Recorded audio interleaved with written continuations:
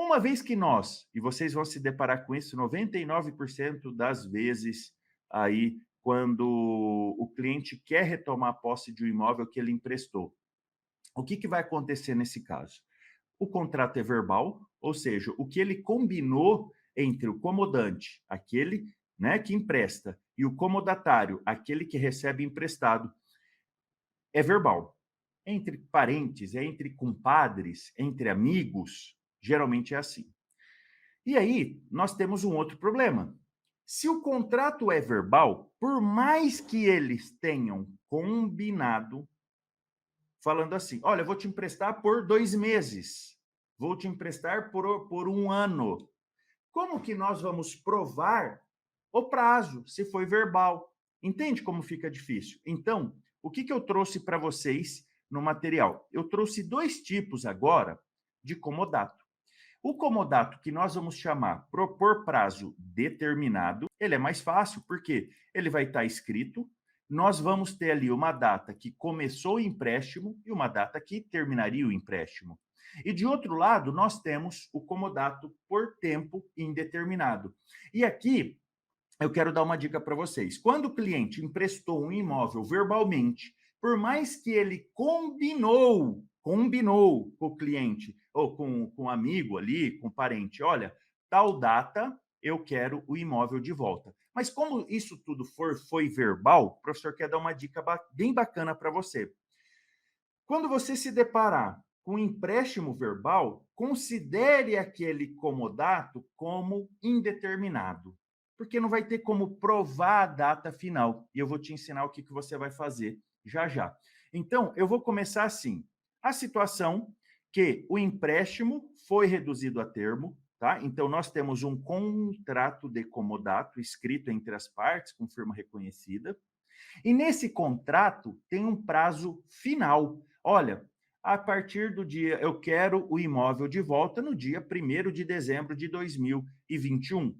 Um exemplo para vocês. Então, eu vou começar por esse contrato que está escrito e que tem um prazo determinado.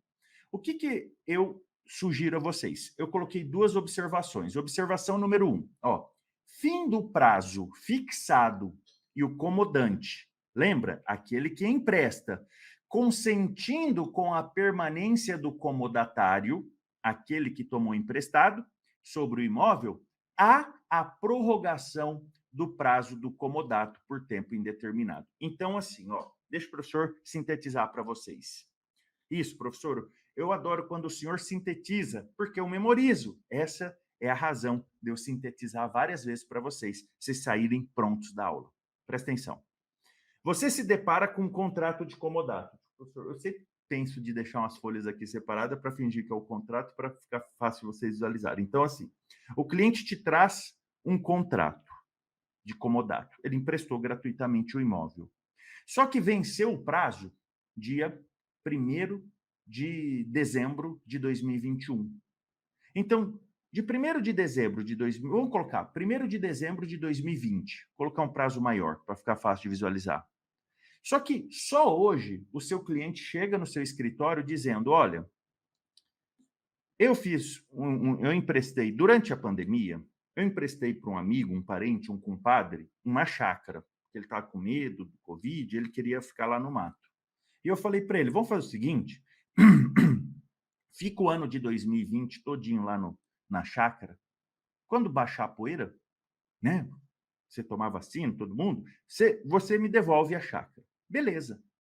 Chegou final de 2020, ainda estava meio bagunçada a coisa. Ele falou: não, pode ficar mais. Eles combinaram, pode ficar mais. E esse pode ficar mais ficou 2022 todinho, 2021 todinho. Ele já vacinou. Aí agora, o compadre não quer sair do imóvel. Aí você vai analisar esse contrato. Olha só que interessante. Você vai analisar esse contrato e fala: poxa, esse contrato venceu, ou seja, ele deveria ter devolvido o imóvel final de 2020. Agora é julho de 2022. O que você vai presumir nesse momento? Você vai perguntar para o cliente? Obviamente, ele fala: não, a gente combinou que ele ia ficar. Só que ele foi ficando, e agora ele não quer sair. Você fala assim para o cliente: tudo bem, tudo bem. O que que aconteceu com o contrato que inicialmente era por prazo determinado? Ele agora está por prazo indeterminado. E eu já vou ensinar o que a gente vai fazer nesse caso. Então, a primeira observação é essa: se você pegar um contrato, eu vou falar vencido o prazo de devolução do empréstimo, do comodato, não se assuste. Por quê? Muito provavelmente, quem emprestou, e aqui a gente chama tecnicamente de, fala comodante. Como? Comodante. O comodante, ele consentiu com a permanência do comodatário. Ele consentiu, não, pode ir ficando aí. Pode ir ficando. Só que, agora, aquele contrato escrito que tinha uma data, um termo final, agora aquele contrato escrito é a prova que existe o empréstimo, mas agora esse empréstimo não tem uma data final. Na observação número 2, ainda sobre o contrato com prazo determinado, eu coloco assim para vocês, ó. Se fim do prazo determinado e o comodante, lembra? O comodante é quem emprestou, desejar a retomada do imóvel, não haverá necessidade de notificar o comodatário para sair do imóvel e, caso este não saia, é cabível ação de reintegração de posse acumulada com reparação de danos e fixação de aluguel em face do comodatário.